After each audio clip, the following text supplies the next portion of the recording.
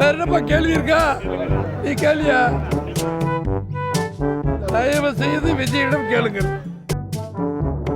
துரோகி ஓபிஎஸ், துரோகி ஓபிஎஸ், அவ்வளவுதான் பதில் இருக்கு.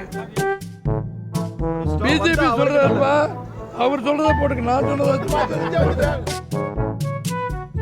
ஏப்பா நாங்க என்ன கிரிக்க மாதிரி வைப்பேன். ஏப்பா நாங்க என்ன படுத்து போலமா? ஏப்பா போலமாப்பா, 100% வெற்றி எங்களோடு தோளுக்கு தோளாக இருக்கிறார்கள். வேற என்னப்பா கேள்வி இருக்கா? நீ கேள்வியா?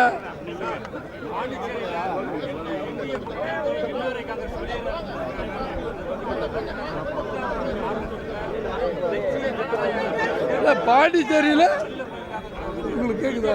பாண்டிச்சேரி அரசியல் விவகாரங்களை பற்றி தமிழ்நாட்டின் பொதுச் செயலாளராக நான் பேச முடியாது.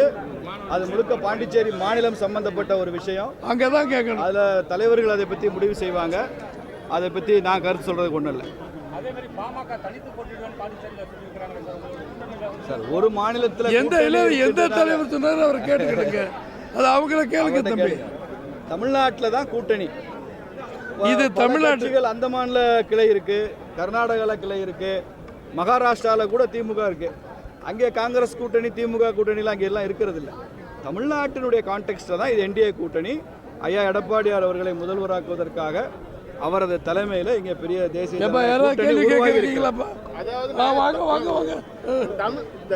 ஆளுங்கட்சி பார்த்தீங்கன்னா ஊழல் கட்சியாக இருக்குது. நாங்கள் ஊழல் கட்சி ஊழல் ஒழிப்புன்னு சொல்ற விஜய் சொல்றாரு. ஆனால் இன்னைக்கு பார்த்தீங்கன்னாக்கா நேற்று வந்து திருச்செங்கோட்டிலையும் அந்த தூத்துக்குடியிலும் பார்த்தீங்கன்னாக்கா அவங்க கட்சிக்காரங்க வீட்டில் இருந்து பரிசு பொருட்கள் எடுத்துருக்காங்க, பணம் எடுத்துருக்காங்க. இதை பற்றி என்ன சொல்ல வரீங்க? செய்தியை எடுத்து பேப்பர்ல தொலைக்காட்சியில் காமிங்க. மக்கள் போட்டிருக்காங்க. தெரியல பாது அவங்க கட்சி விஷயம். நீ இப்ப வேற எதாவது அரசியல் சொல்றாரு. ஊழல் இல்ல ஆட்சி அவங்க கொடுப்போம்னு சொல்றாரு. நடக்கிற ஊழல் ஆட்சின்னு சொல்றாரு. இப்ப அவங்களே பரிசு பொருட்கள் கொடுக்குறாங்க. இதை பத்தி என்ன சொல்றாரு? தயவு செய்து விஜயிடம் கேளுங்கள்.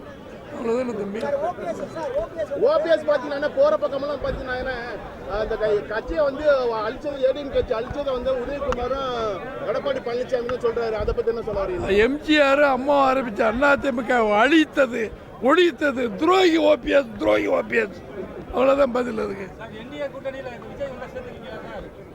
அதெல்லாம் தனியா தலைவர்கள் சொல்லுவாங்க. இவருக்கு என்டிஏ கூட்டணிக்கு விஜய் வந்தா அது விஜய்க்கு நல்லது.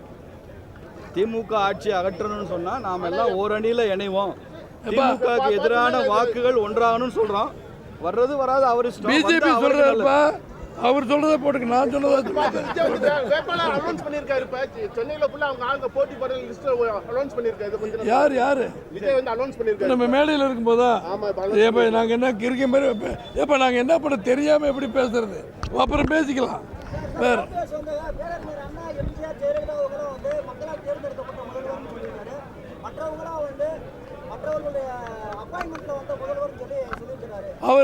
அவர் துணை சிஎம்மா ஒருங்கிணைப்பாளர் வந்தாரு. கடவுளால் நியமிக்கப்பட்டவரா? என்னங்க அதைத்தாங்க சொல்றேன். அவருக்கு சரின்னா எங்களுக்கு சரி. இதை பத்தி விளக்கம் சொல்ல தேவையில்லை. இது தேவையில்லாத கேள்வி. போலாமா?